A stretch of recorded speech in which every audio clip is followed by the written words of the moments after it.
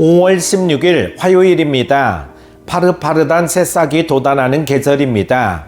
가정의 달 5월에는 가정의 화목을 위해 기도하며 어느 때보다 더욱 즐겁고 주님의 사랑과 행복이 넘치시기를 축복합니다. 함께 묵상할 말씀은요, 사무엘하 18장 24절에서 33절입니다. 때에 다윗이 두 문 사이에 앉아 있더라.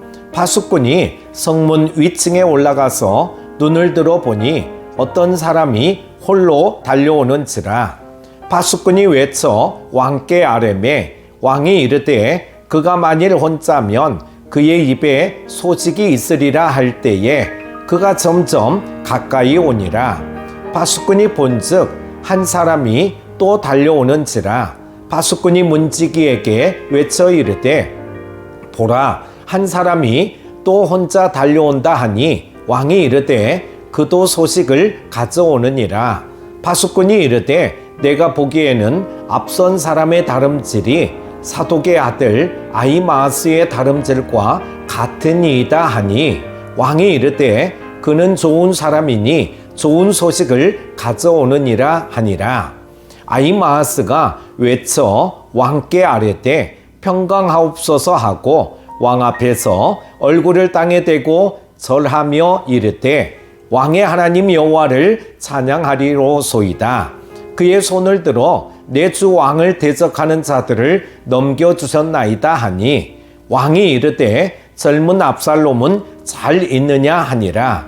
아히마아스가 대답하되 요압이 왕의 종 나를 보낼 때에 크게 소동하는 것을 보았사오나 무슨 일인지 알지 못하였나이다 하니 왕이 이르되 물러나 거기 서 있으라 하매 물러나서 서 있더라. 구스 사람이 이르러 말하되 내 주 왕께 아랠 소식이 있나이다. 여호와께서 오늘 왕을 대적하던 모든 원수를 갚으셨나이다 하니 왕이 구스 사람에게 묻되 젊은 압살롬은 잘 있느냐?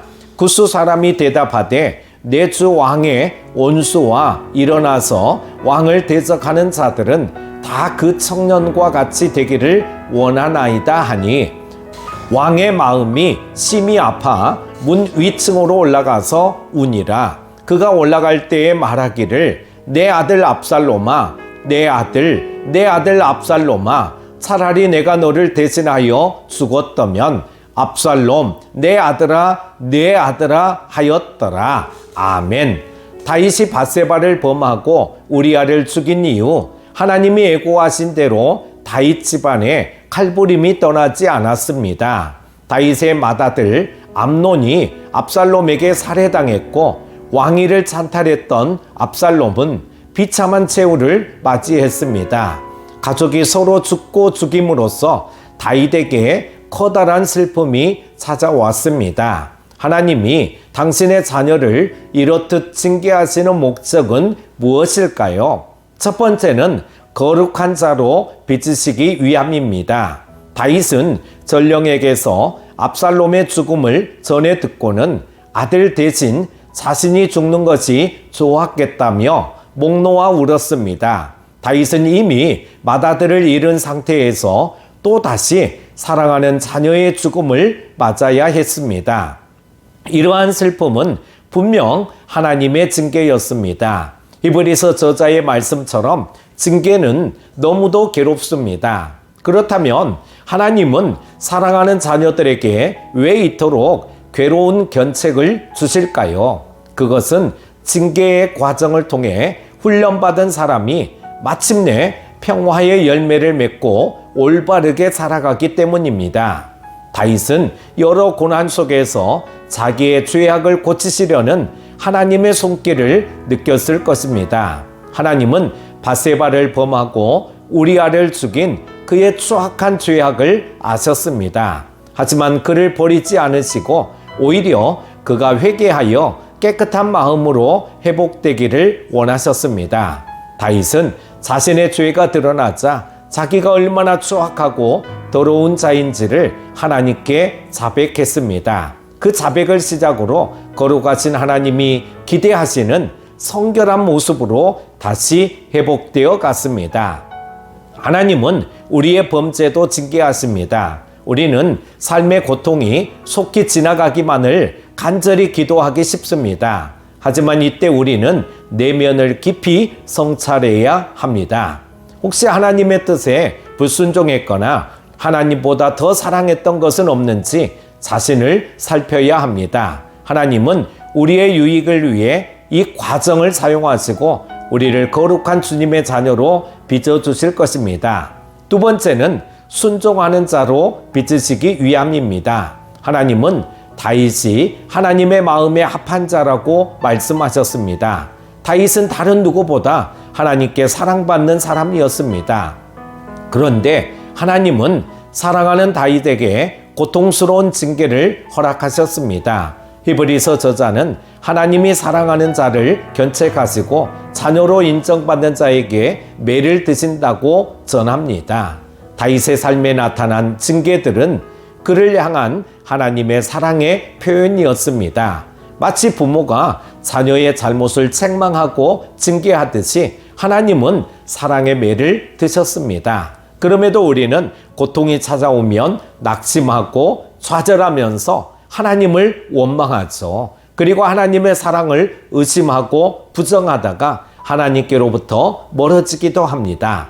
하지만 우리는 다윗의 삶을 주관하시고 다윗을 사랑으로 징계하시며 변화시키신 하나님의 마음을 신뢰해야 합니다. 하나님은 우리를 사랑하시기 때문에 죄악에 내버려 두지 않으시고 우리를 고치시기 위해 찾아오십니다. 그러므로 우리는 부모의 견책 속에서 사랑을 느끼고 더 부모를 공경하고 순종해야 하듯이 하나님이 주시는 징계 속에서도 더욱 하나님께 순종으로 나아갈 수 있어야 합니다.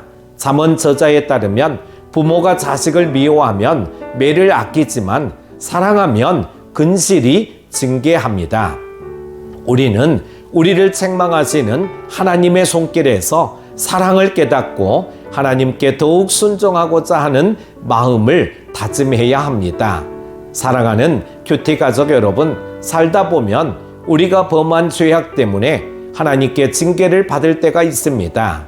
그럴 때마다 하나님은 우리를 죄악에서 건지셔서 더욱 거룩하고 성결한 자들로 빚으시기 위해 징계를 아끼지 않는 참된 양육자이신 것을 깨달으시기 바랍니다.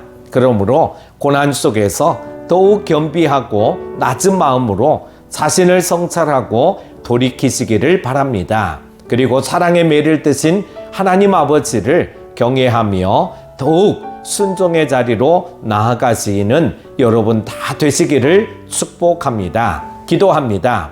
존귀하신 하나님 아버지, 새 날을 주신 것도 감사하고 이렇게 말씀을 묵상케 하심도 감사합니다. 때론 생각지도 못하는 어려움들이 우리에게 찾아올 때가 있습니다. 그때마다 항상 말씀의 거울에 자신의 삶을 비추어 보고 바르고 성결한 삶을 결단하게 하여 주시기를 원합니다. 사랑의 매를 맞았다고 원망 불평보다는 더욱 겸손하게 하여 주옵소서. 오늘 하루도 주 안에서 참된 평안을 누리게 하여 주시기를 원하오며 예수님의 이름으로 기도드립니다. 아멘.